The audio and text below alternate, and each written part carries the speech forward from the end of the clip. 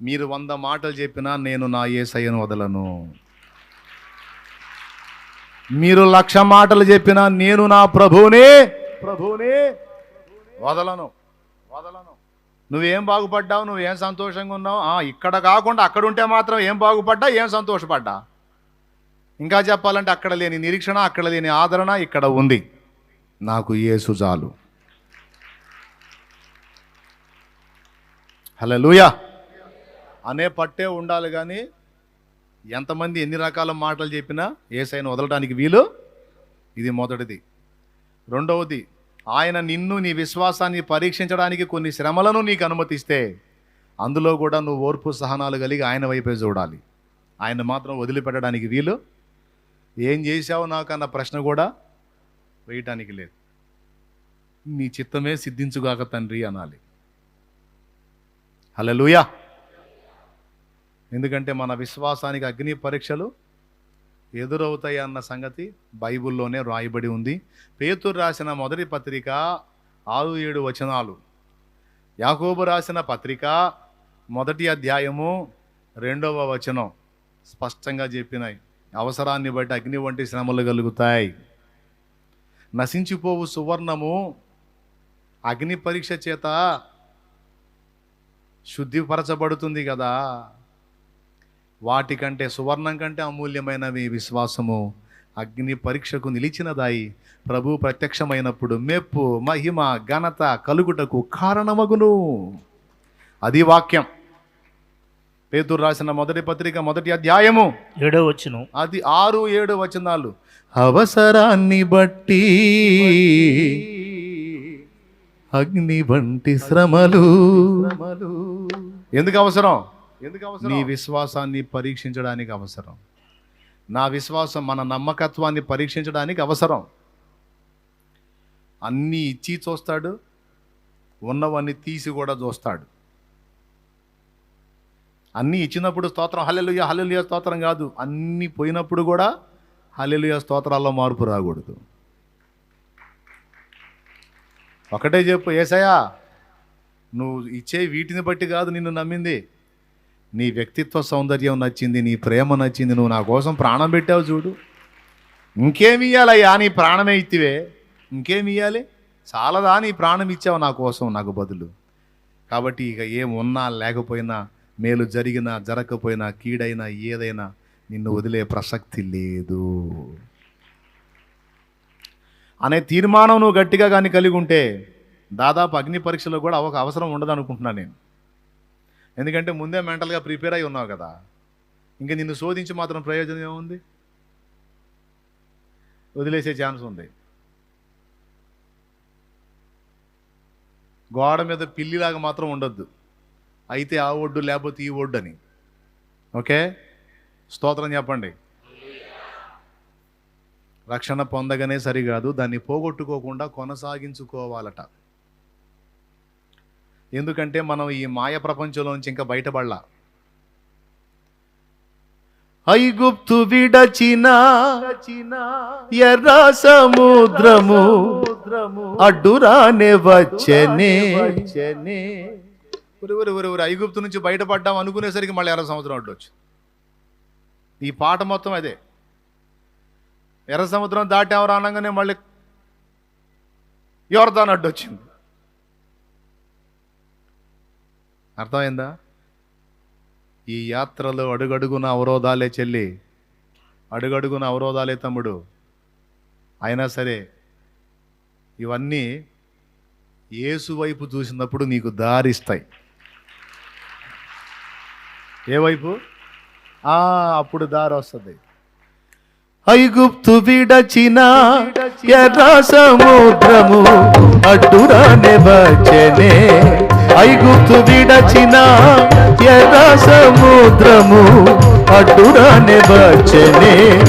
ఈ బాహుబలమే నన్ను దాటించి శత్రువునే కూల్చెనే. నీ బాహుబలమే నన్ను దాటించి శత్రువునే కూల్చెనే.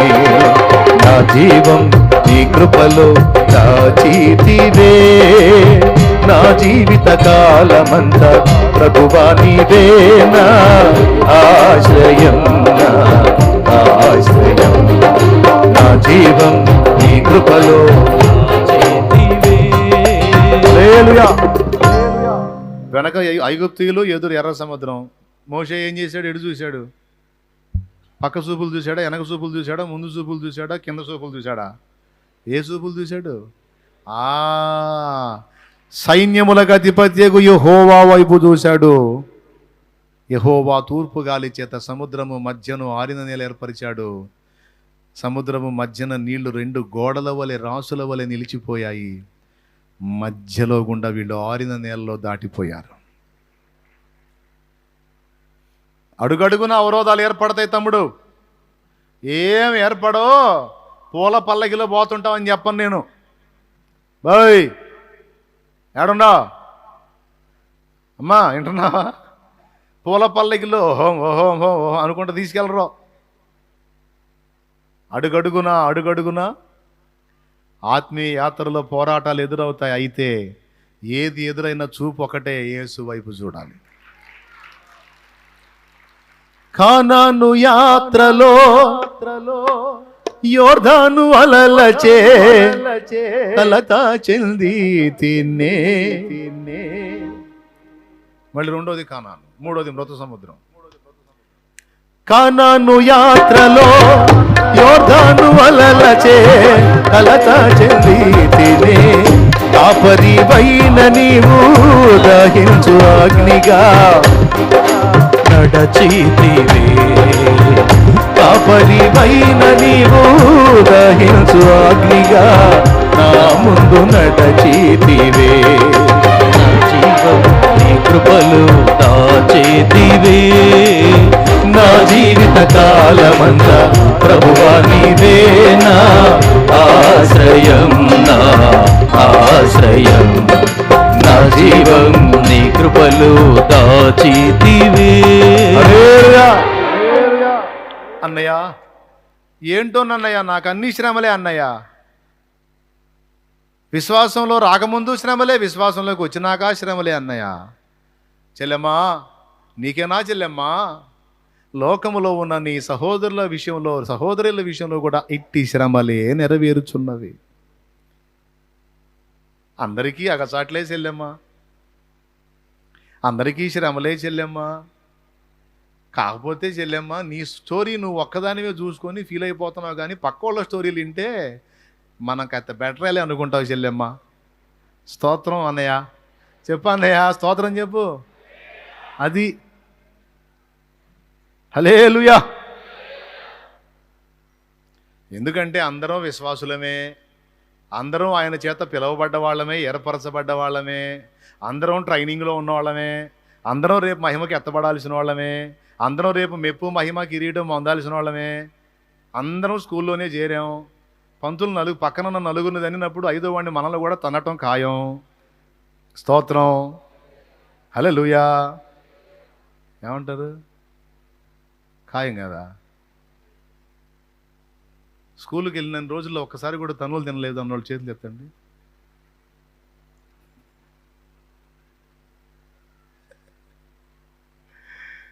తిన్నావా లేదా?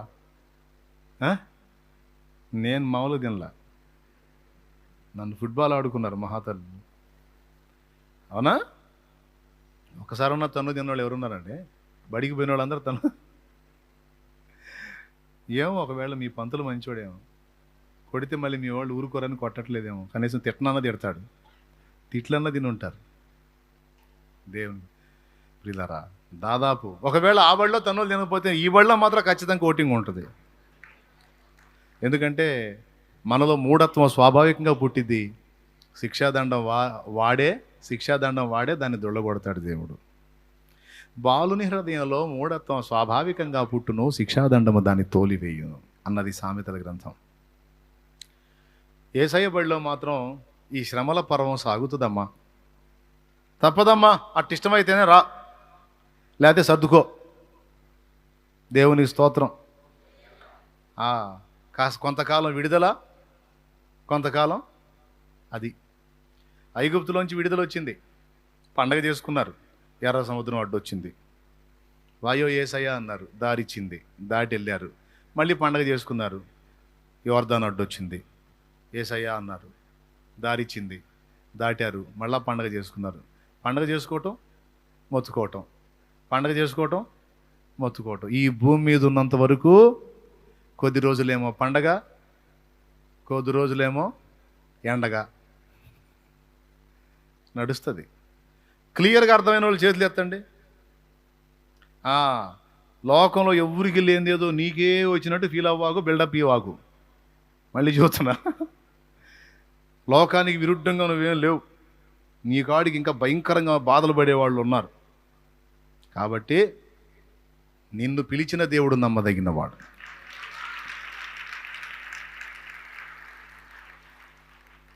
ఆయన మాట విని నువ్వు నడక మొదలుపెట్టావు గనుక నిన్ను వదిలిపెట్టడు. ఎంత కఠిన శ్రమల్లో గుండా నువ్వు వెళుతున్నా సరే నీ వెంట ఆయన నడుస్తాడు. గుర్తుపెట్టుకో, వాటిని దాటించేది మాత్రం ఆయనే. నువ్వు దాటలేవు కూడా. ఇప్పటి వరకు నీ లైఫ్ నీకు ఎదురైనవని నువ్వు దాటానని నువ్వు అనుకుంటున్నావు. నో, ఆయన దాటించాడు.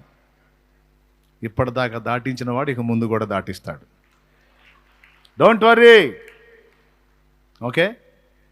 వాగ్దాన భూమిలో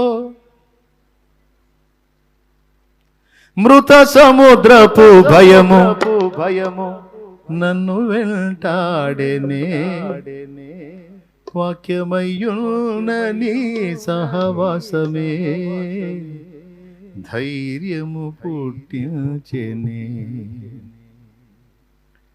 నా జీవం నీ కృపలో, నా జీవిత కాలమంతా.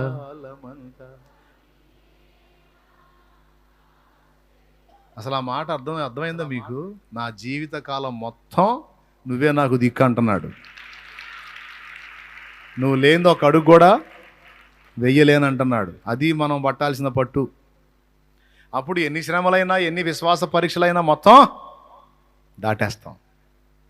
మనం చూడాల్సింది ఆయనకి వెళ్ళే. మనుషులకి వెళ్ళి చూస్తే ఏడుతావు. నన్ను ఎవరు ఆదుకోవట్లేదు అని ఏడుతారు కొంతమంది నా దగ్గరికి వచ్చి. నేనంటాను, దగ్గరికి పిలిచిట్రా, దగ్గరికి పిలిచి సేమ్ నీలాగే వాళ్ళు కూడా ఏడుతున్నారని చెబుతా. నువ్వు ఎవరికి వెళ్ళి చూసి ఆదుకోవట్లేదని ఏడుతున్నావో, వాళ్ళ పర్సనల్ లైఫ్లోకి వెళ్ళి చూడు, వాళ్ళు కూడా నీకెళ్ళి చూసి అంతే ఏడుతున్నారు నువ్వు ఆదుకోవట్లేదని. ఎవరు బాగుండారు చెప్పవా? వాళ్ళకేం వాళ్ళు బాగుంటారు, వీళ్ళకి వీళ్ళు బాగుంటారు. వాళ్ళ దగ్గరికి పోయి వాళ్ళ పర్సనల్గా అడుగు, వాళ్ళు ఏడుపు వాళ్ళు చెబుతారు. ఎవడు బాగున్నవాడు ఒక్కడే యేసయ్య. బాధలు వినగలిగినోడు ఒక్కడే యేసయ్య. సమాధానం ఇయ్యగలిగినోడు ఒక్కడే యేసయ్య. అంతే. కాబట్టి రక్షణ పొందామన్నది నిజం, రక్షణలో కొనసాగుతున్నాం అన్నది. ఈ రక్షణ పోగొట్టుకునే ఛాన్స్ కూడా ఉంది. అయితే పోగొట్టుకోకుండా భయముతో, వణుకుతో రక్షణను కొనసాగించాలి. ఓకేనా? ఇక మూడవది, మనకు తేబడు రక్షణ అన్నాడు, మనం పొందబోయే రక్షణ అన్నాడు. పొందబోయే రక్షణ ఏంటండి? అసలు ఈ లోకంలో నుంచి మనం షిఫ్ట్ అయిపోవటం. ఈ లోకంలో నుంచి మనం షిఫ్ట్ అయిపోవటం అండి. ఎప్పుడైద్ది ఆ రక్షణ? ఎప్పుడు వచ్చింది? ఆయన రెండోసారి వచ్చినప్పుడు వచ్చింది. నా తండ్రి ఇంట అనేక నివాసములు కలవు, లేని యెడల నేను మీతో చెప్పుదును. నేను మీకు స్థలము సిద్ధపరచ వెళ్ళుచున్నాను. నేను వెళ్ళి మీ కొరకు స్థలము సిద్ధపరచి నేను మరలా వచ్చి మిమ్మును నాతో కూడా తీసుకొని పోవుదును. నేనుండు చోటనే మీరు ఉండెదరు. యోహాను సువార్త 14వ అధ్యాయము 2వ వచనం నుంచి. నా తండ్రి ఇంట అనేక నివాసములు కలవు, లేని యెడల మీతో చెప్పుదును. మీకు స్థలము సిద్ధపరచి వెళ్ళుచున్నాను. నేను వెళ్ళి మీకు స్థలము సిద్ధపరిచిన యెడల నేనుండు స్థలములో మీరును ఉండులాగున మరలా వచ్చి నా యొద్ద నుండినట్లు మిమ్మల్ని తీసుకొని పోవుదును. చూసారా? యేసయ్య వచ్చి ఈ లోకంలో నుంచి తీసుకొని పోయేంత వరకు మనకి ఫైటింగ్ తప్పదండి. హల్లెలూయా. మన ఊపిరన్నా పోవాలా, ఆయన వచ్చి మనల్ని తీసుకొని అన్నా పోవాలా, అప్పుడు ఈ పోరాటం ఆగేది. అప్పటిదాకా మన మీద అటాక్స్ జరుగుతూనే ఉంటాయి. మనల్ని మనం విశ్వాసంలో కాపాడుకోవటానికి పరిశుద్ధాత్మ సహాయంతో జాగ్రత్త పడాలి. ఇప్పుడు చెప్పండి, రక్షణ పొందామో పొందలేదా? పెద్దగా చెప్పండి. ఎప్పుడు పొందాం? బాప్తీసం పొందినప్పుడే నేమ్ డిక్లేర్ అయిపోయింది, నేమ్ ఖరారు అయిపోయింది, పరలోక రాజ్య వారసులమని. రక్షణ వచ్చేసింది. వచ్చింది కాబట్టి అక్కడి నుంచి ఇక దేవదూతల కాపుదల వచ్చింది మనకి. ఇప్పుడు నీకు నాకు దూతల కాపుదల ఉంది. నీకు తెలుసా సంగతే? నీకు తెలియదు. దూతల కాపుదల మనందరికీ ఉంది. ప్రభు సమయం ఇస్తే తప్ప మనల్ని వదిలిపెట్టరు. నాకు దేవదూతల కాపుదల ఉందని ఎంతమంది నమ్ముతారు? నాకంటే నాకు కాదు, నీకు నువ్వు చెప్పు. నాకుందన్నా, లేకపోతే ఎప్పుడూ అవుట్ నువ్వు.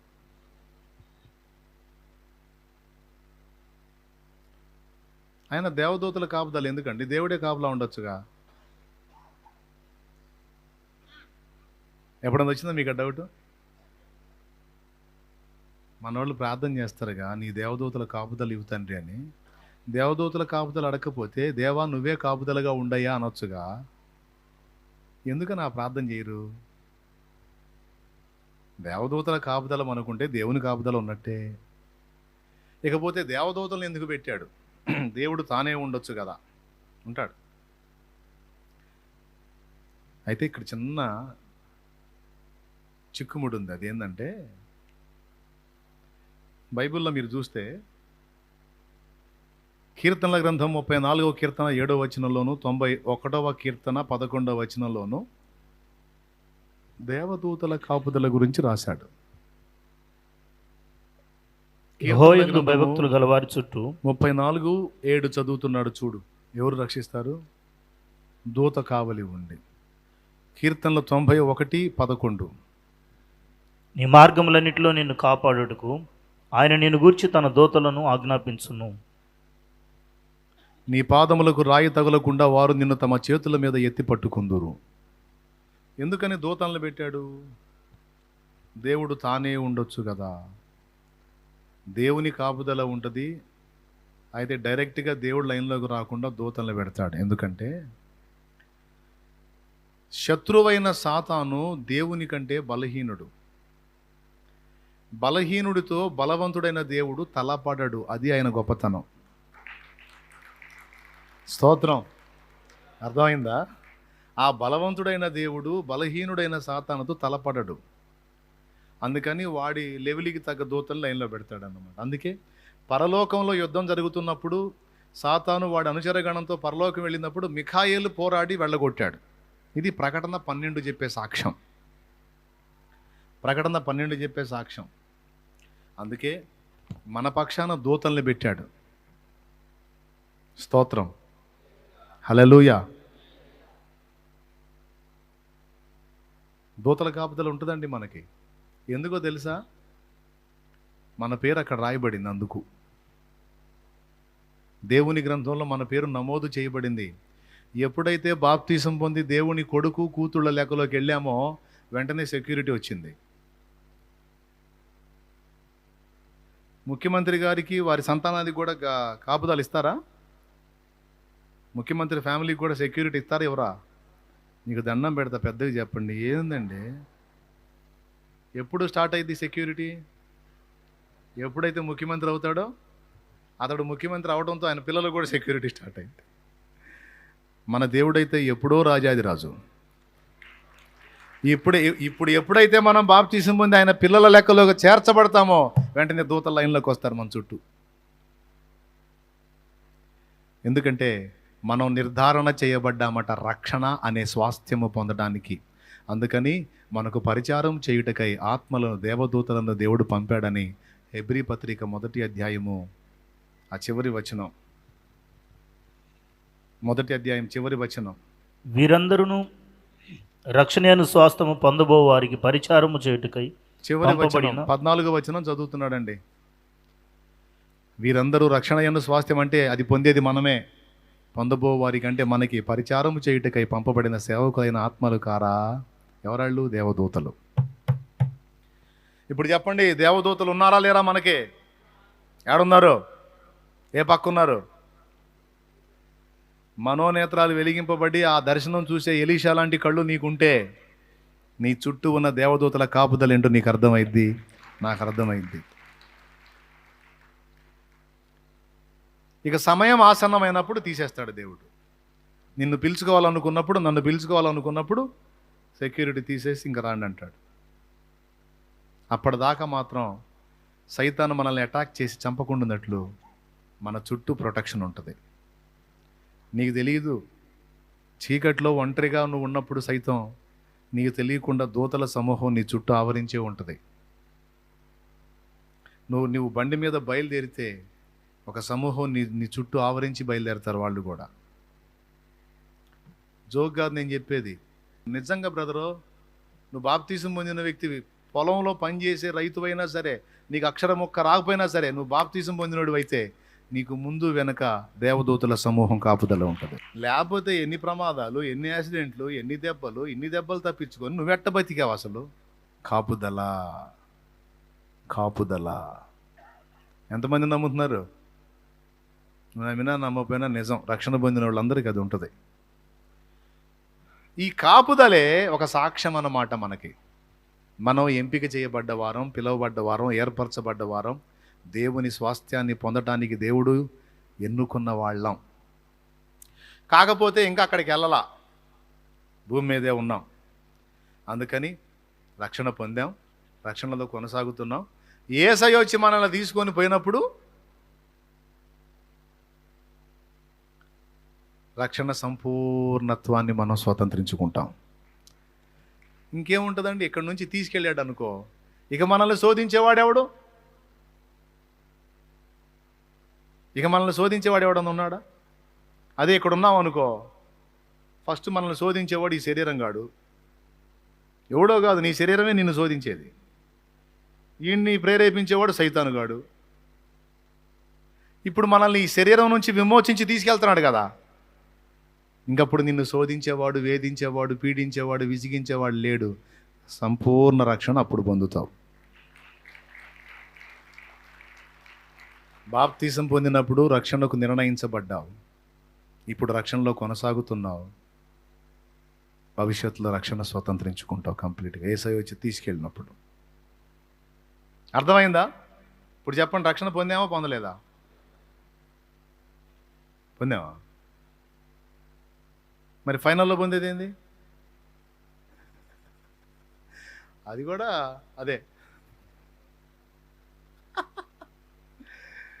ఎస్, రక్షణ పొందాం అంటే నిర్ధారించబడ్డాం. యేసయ్య వచ్చి మనల్ని తీసుకెళ్ళినప్పుడు అది సంపూర్ణంగా నెరవేరుతుంది. హల్లెలూయా.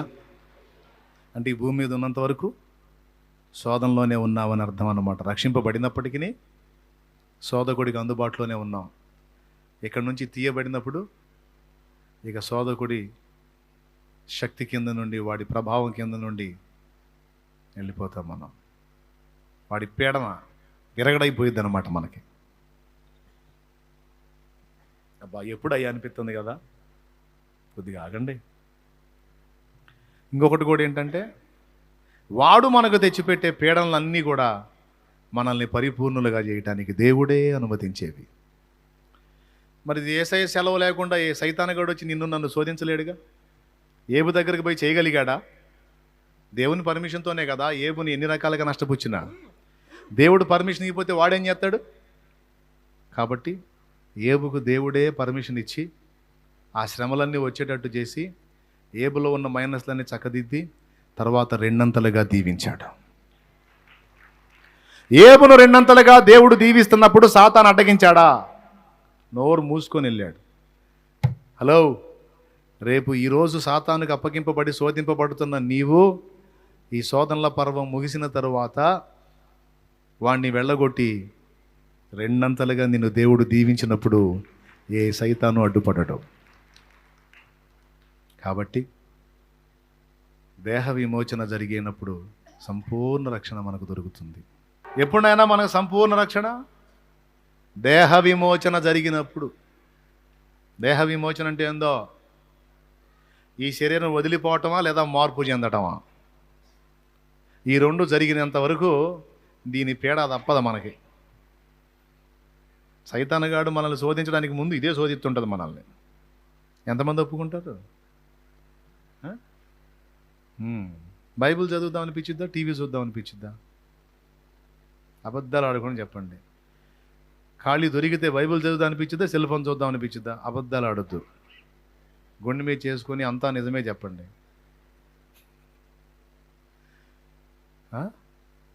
బైబిల్ చదువుదాం అనిపించిద్దా? ఆపాలి. ఎంతమంది ఒప్పుకుంటారు? కాదన్నా సెల్ కానీ ఏదన్నా టైం పాస్ చేద్దాం అనిపించిద్ది అన్న అన్నోళ్ళు చేతులు ఎత్తండి. సెల్ చూద్దాం అనిపించింది, టీవీ చూద్దాం అనిపించింది. చేతులు ఎత్తన వాళ్ళు అందరూ అబద్ధాలే. నిజం మర్యాదగా నేను చెయ్యెత్తినప్పుడు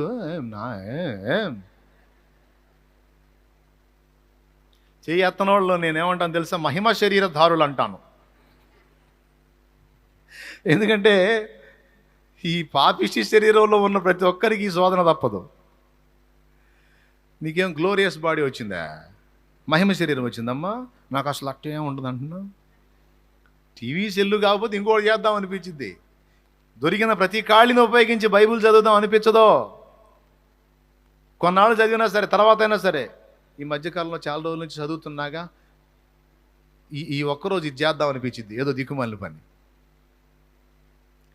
ఇదంతా శరీరం ఎఫెక్ట్. అందుకే వీడి పెద్ద దుష్మన్ అంటే శత్రువు అనమాట. వీడి శరీరమే పెద్ద దుష్మన్ గాడు అనమాట. దీని నుంచి విడుదల పొందాల మనకి. అప్పుడు సంపూర్ణ రక్షణ. ఇప్పుడు ఇక 3 సమాధానాలు చెప్తాను. నంబర్ 1, యేసు ప్రభు అనుగ్రహించేటువంటి రక్షణ మనం పొందాలి అంటే, తీర్పు తప్పించుకోవాలి అంటే, జీవగ్రంథంలో పేరు సంపాదించాలి అంటే ఏం చేయాలి అంటే సింపుల్. యేసు వైపు చూడాలి. ప్రయాసపడి భారము మోయిచున్న సమస్త జనులారా అని చెప్పాడు కదా. అదే టైపులో ఇంకో మాట చెప్పాడు యెషయా గ్రంథంలో. భూదిగంత నివాసులారా మీ పక్కకు చూసి రక్షణ పొందండి అన్నాడా? నా వైపు చూచి రక్షణ పొందండి అన్నాడు. యేసు వైపు చూస్తే చాలు. యేసు శిలువ మరణ పునరుద్ధానాల వైపు చూస్తే చాలు.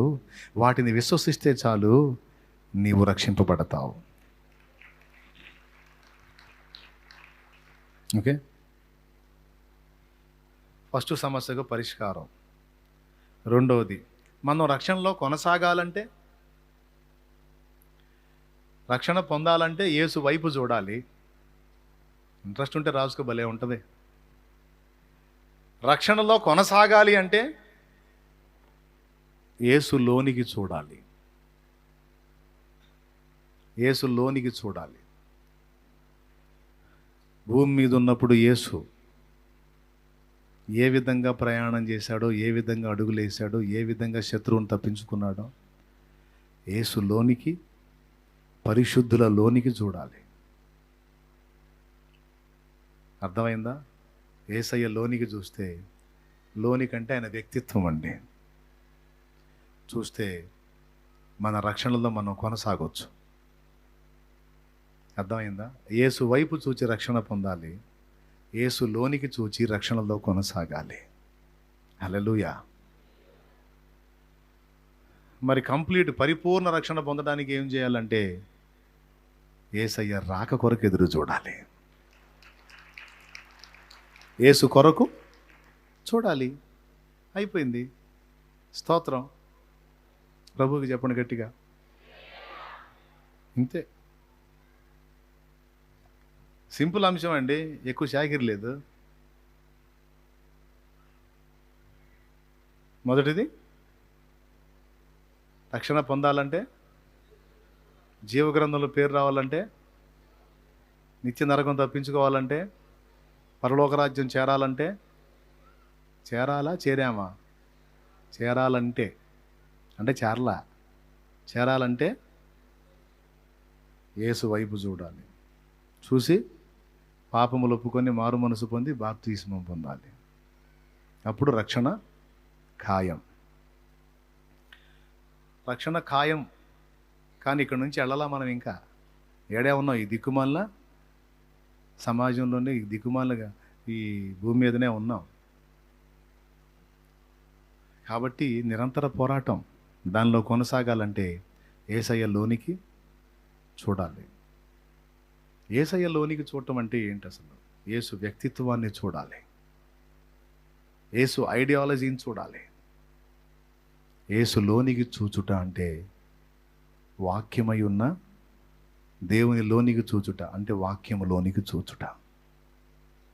వాక్యములోనికి చూచువాడు దేవుని హృదయంలోకి చూస్తున్నాడు. ఇది గ్రహించాలి. యేసులోనికి చూచుట అంటే ఇక్కడ ఏం రాసుంది, నా ముందు ఏం రాసుందో కాస్త చూడండి అన్నయ్యలో అక్కయ్యలో. వాక్యము ఈ టేబుల్ మీద అదే ఉంది కదా. ఆదియందు వాక్యం ఉండెను, వాక్యము దేవుని యొద్ద ఉండెను, వాక్యమే 12వ వచనంలో ఆ వాక్యమే శరీరధారి అయి కృపా సత్య సంపూర్ణుడుగా మన మధ్య నివసించెను.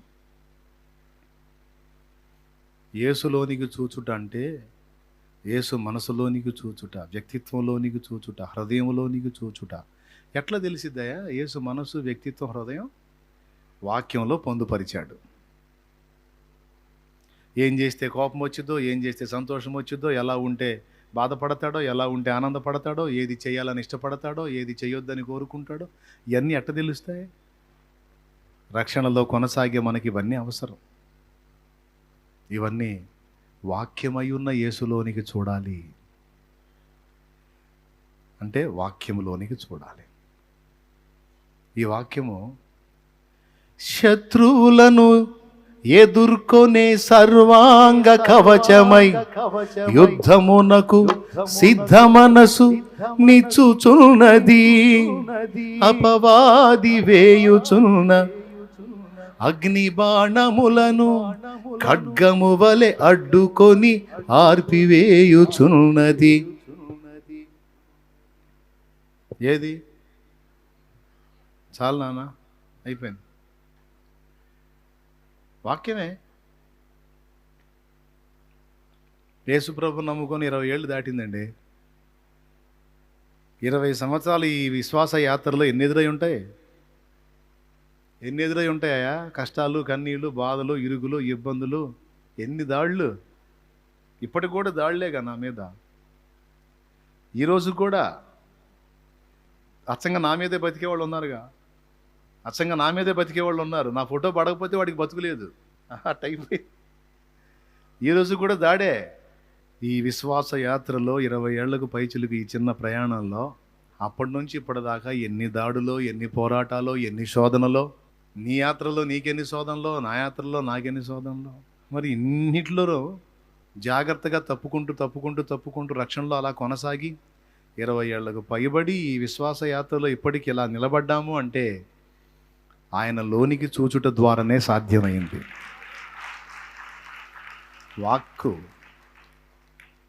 వాక్ అండి. ఎక్కడ ఎలా మాట్లాడాలో నాకు తెలివి లేదు, నా వాక్యం చదువు అంటాడు. ఎక్కడ ఎలా ప్రవర్తించాలో నాకు తెలివి లేదు, జ్ఞానం లేదంటే నా వాక్యం చదువు నా కుమారుడా నీకు వచ్చింది అంటాడు. నిన్నెట్లా సంతోషపెట్టాలో నాకు తెలియదు, నా వాక్యం చదువు, అందులో నా మనసేంటో నీకు చెప్పాను. నీకు నచ్చేదేదో నాకు తెలియదు, నా వాక్యం చదువు, నాకు నచ్చినవేవో అందులో చెప్పాను. నీ చిత్తం నెరవేర్చడం ఎట్లో నాకు తెలియదు, నా వాక్యం చదువు, అందులో నా చిత్తమంతా నీకు తెలిపాను. వాక్యమును చూచుట, వాక్యములోనికి చూచుట, యేసులోనికి చూచుట. ఏమండి, మనం చిన్నప్పుడు ఇంగ్లాండ్ కవర్లో లెటర్స్ వస్తాయి మనకి. మన అమ్మ, నాన్న లేకపోతే మన బంధువులు ఉత్తరాలు రాస్తారు. ఆ ఉత్తరాల్లో వాళ్ళ అభిప్రాయాలు చెప్పినప్పుడు వాళ్ళ లెటర్స్లో ఆ మాటల్లో మనకేం కనపడిద్ది? వాళ్ళ మనసు కనపడదా? మనకు ఉత్తరం రాసినప్పుడు ఆ రాసిన మాటలు చదువుతుంటే వాళ్ళ మనసు కనపడదా? మమ్మ ఏందండి ఏం చెప్పట్లేదు, ఏం కనపడిద్ది? వాళ్ళ కన్నీళ్లు కనపడతాయి, వాళ్ళ ఆనందం కనపడిద్ది, వాళ్ళు అనుభవిస్తున్న బాధ కనపడిద్ది, వాళ్ళు కలిగి ఉన్న అక్కరా కనపడిద్ది, మళ్ళీ ఆ మాటల్లోనే కనపడిద్ది. అలాగే ఈ మాటల్లో ఆయన మనసు కనపడిద్ది. ఇది యేసయ్య మనకు రాసి ఇచ్చిన అతిపెద్ద ప్రేమ లేఖ. దాదాపు 20 సంవత్సరాల వయసులో తెలుసుకున్నా.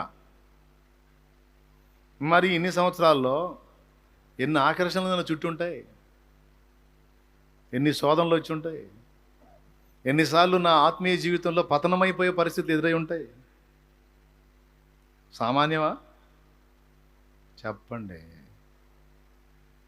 ఇందులోనే వాటన్నిటిని తట్టుకొని సేవకు వచ్చి సేవలో ఎదురయ్యే పోరాటాలు తట్టుకొని ఇంత మాత్రం ప్రయాణం సాగిందంటే వాక్యమై ఉన్న యేసులోనికి చూచుట ద్వారా ఇదంతా జరిగింది. మీరేం రక్షణలో కొనసాగాలి అంటారు, వాక్యమై ఉన్న యేసులోకి ఏం చూడరు. ఎట్లా వస్తుంది జీవం?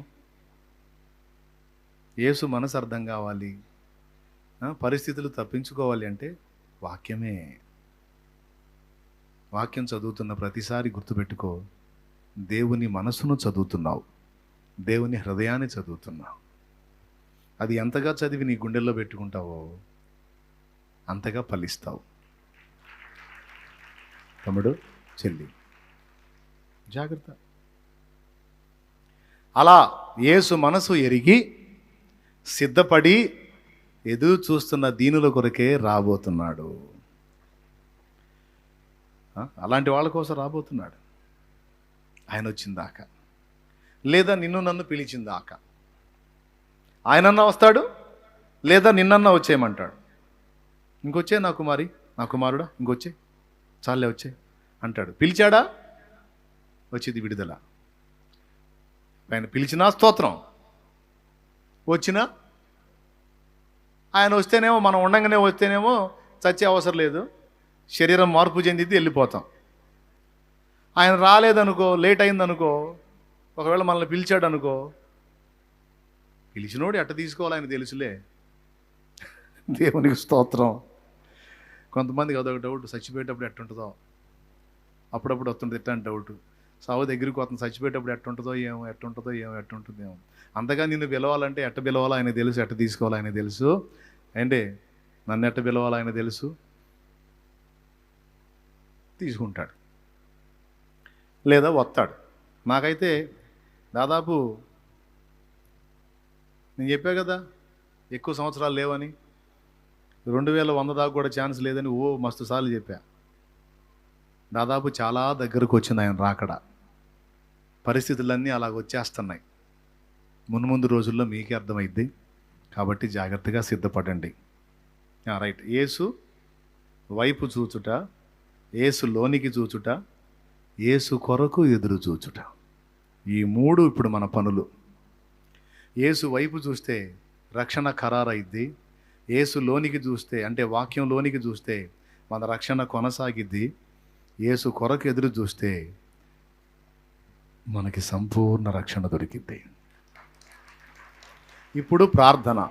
ఇక మీరు ఎలా డిసైడ్ అవుతారో మీ ఇష్టం.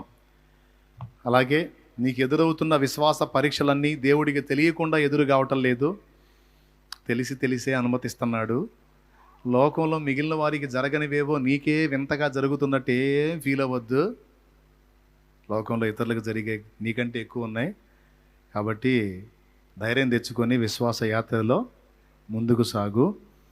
శోధనకు అనుమతించిన దేవుడే శోధన కాలం తీరిపోయిన తర్వాత ఏబును 2 దీవించినప్పుడు మళ్ళా సైతాన్ వచ్చాడా? ఏబును 2 దీవించినప్పుడు మళ్ళా సైతాను శోధన ఉందా? కనపడ్డాడా మీకేమన్నా? మళ్ళీ అడ్రస్ కూడా లేడు. ప్రస్తుతానికి శోధన ఘట్టంలో ఉన్నాం. అపవాది నిన్ను కొంచెం శ్రమల పాలు చేస్తుండొచ్చు. ఒక రోజు రాబోతుంది, ఆ రోజున దేవుడు నిన్ను తిరిగి దర్శిస్తాడు, 2 దీవిస్తాడు. ఆ దినాన శత్రు శోధన నీకు ఇక కనపడదు. విశ్వాస పరీక్ష కావాలా వద్దా? అవసరమా లేదా? లేకపోతే మెప్పు మహిమ ఘనత ఉండదంట. మరి ఏం మెప్పు ఏం మహిమనయోయ్, నాకు ఈ పరీక్షలు వద్దు బాబోయ్ అంటావా? వద్దన్నా కుదరదండి. 10th జాయిన్ అయిన తర్వాత నేను ఎగ్జామ్స్ రాయనంటే ఎట్లా ఊరుకుంటారు? రాయాలి. ఎగ్జామ్ నీ చేత రాయించేది ఖాయం, ఇంటర్లోకి నేను నెట్టేది ఖాయం. దేవునికి స్తోత్రం. కొన్నిసార్లు ఊహించని మలుపులు తిరిగిద్ది జీవితం. అయినా భయపడాల్సిన నిమిత్తం ఏం లేదు. ఎన్ని మలుపులైనా నిన్ను చేరాల్సిన గమ్యాన్ని చేర్చేవాడు నీ ముందే నడుస్తున్నాడుగా. భయం ఎందుకు? అదే విశ్వాసం అంటే. ప్రతి మలుపులోనూ దేవుడు నీకు తోడై ఉన్నాడని మర్చిపోవద్దు. ప్రతి శ్రమలోనూ శ్రమ మోస్తుంది నువ్వు కాదు, నీ ప్రభువేనని మర్చిపోవద్దు. ఇదంతా నీకు అర్థం కావాలంటే బైబిల్లోనే నీకు అర్థమైంది ఆయన మనసు. మొర్దెకాయని కాపాడుకుంది మొర్దెకాయ దేవుడా? హామాన్ గాడు ప్లాన్ వేస్తుంటే మొర్దెకాయ నిద్రపోతున్నాడు. మేలుకుంది ఎవరు? దేవుడు. శారమ్మని తీసుకొని పోయాడు ఐగుప్తు రాజు ఫరో. అబ్రహాం ఏం చేసి ఉంటాడు? పొగలంతా ప్రార్థన చేసి నైట్ నిద్రపోయి ఉంటాడు. ఆయన మాత్రం ఎంతసేపు ప్రార్థన చేస్తాడు? ఆయన ముందే నిద్ర ఎక్కువ. దేవునికి స్తోత్రం. హల్లెలూయా. ఆదికాండం 15లో నిద్రపోయి శాపం తెచ్చాడు 400 సంవత్సరాలకి. నాకు తెలిసి ప్రార్థించినంతవరకు ప్రార్థించి నిద్రపోయి ఉంటాడు అబ్రహాం. కానీ నైట్ మేలుకొని ఫరోని దర్శించింది ఎవరు? భక్తుడు పగలు మేలుకొని పగలు ప్రార్థన చేసి దేవుడు నైట్ మేలుకుంటున్నాడు. శారమ్మని తిరిగి ఇంటికి పంపించింది ఎవరు? లేకపోతే ఆ ఫరో వదిలిపెట్టేవాడేనా? అభిమేలెకు వదిలిపెట్టేవాడేనా? చూడు ఇప్పుడు చెప్పండి. శ్రమలు పడ్డది భక్తుల్లా కనపడుతుంది, కానీ వాటన్నిటిని మోసి నెరవేర్చిన వాడెవరు? మరి ఇప్పుడు నువ్వు నేను బిల్డప్లే తప్ప మొత్తం బరువు అంతా మోస్తుంది ఎవరు? మరి బిల్డప్ ఎవరిది? తెగ ఫీల్ అవుతాం మనం. నేనేం మోస్తున్నా నేను. ఆయన నవ్వుతాడు, ఏడిచావు ఎవరు అని. ఏందమ్మా నువ్వు మోసేది? నిన్ను నా చంకలో పెట్టుకున్నాను అంటాడు ఆయన. నేను చంకలో పెట్టుకొని మోసాను కాబట్టి నువ్వు నడుస్తున్నావు, లేకపోతే నీ చరిత్ర ఎప్పుడో క్లోజ్ అంటాడు ఆయన. ఇంత మంచి దేవుడు నీకు నాకు తోడై ఉన్నాడు. దేవుడిని ఎరిగిన ఈ దినానే కాదు, దేవుడిని ఎరగని అన్యుడిగా నువ్వు ఉన్నప్పుడే నిన్ను మోసాడు ఆయన. మోసాడు. చావు నుండి ఎన్నోసార్లు కాపాడాడు. నువ్వు అన్యుడిగా ఉన్నప్పుడే. తెలుసు నువ్వు రక్షించబడతావని తెలుసు నువ్వు ఆయన తెలుసుకుంటావని తెలుసు. అందుకే అప్పటి నుంచి వెంటాడుతూనే ఉన్నాడు, కాపాడుకుంటానే ఉన్నాడు. ఈరోజు కూడా మరణకరమైన అపాయాలు ఎన్నొచ్చినా చాలాసార్లు అనుకున్నావు నువ్వు ఇంకా అయిపోయిందిరా ఇంతటితో లైఫ్ క్లోజ్ అనుకున్నావు. క్లోజ్ లేదు, ఏం లేలే అని మళ్ళీ నిన్ను తిరిగి లైన్లోకి తీసుకొచ్చి నడిపిస్తూ ఉంది ఆయన. ఏ రోజుకు ఆ రోజు మన జీవిత యాత్రను దొర్లిస్తున్నవాడు ఆయనే. ఇంత విశ్వాస్యత కలిగిన దేవుడు నీకు నాకు తోడై ఉన్నాడు. మనం ఏ పరిస్థితుల్లో కూడా ఆయన యందల విశ్వాసాన్ని కోల్పోకూడదు. దేవుని మనసు నీకు అర్థం కావాలంటే వాక్యం ధ్యానం చేయి. వాక్యంలో దేవుని యేసు మనసు నీకు అర్థమవుతుంది. ఇంతవరకు సేవ చేసిన నా సేవా జీవిత ఫలం వాక్యమే. పాటైనా, మాటైనా, పలుకైనా, పదమైనా అన్నిట జీవం వాక్యమే. నేను వేసిన అడుగులు ఏవైనా జ్ఞానయుక్తంగా మీకు అనిపిస్తే, ఫలానా విషయంలో షాలేం రాజు అన్న భలే స్టెప్ తీసుకున్నాడు, తెలివిగా అడిగేశాడు, పద్ధతి ప్రకారం చేశాడు, బాగా చేశాడు, అలా చేశాడు, ఇలా చేశాడు అని ఏదన్నా మీకు అనిపిస్తే అదంతా నేను కాదు చేసింది. వాక్యంలో నుండి ఆయన జయించాడు. నా జ్ఞానాన్ని ఇచ్చాడు. నడవలసిన త్రోవలు నాకు నేర్పించాడు. తీసుకోవలసిన నిర్ణయాలు ఎప్పుడు ఎలాంటి నిర్ణయాలు తీసుకోవాలో ఆ నిర్ణయాలు తీసుకునేటట్టు ఆయనే జ్ఞానాన్ని ఇచ్చాడు. ప్రార్థన చేయండి.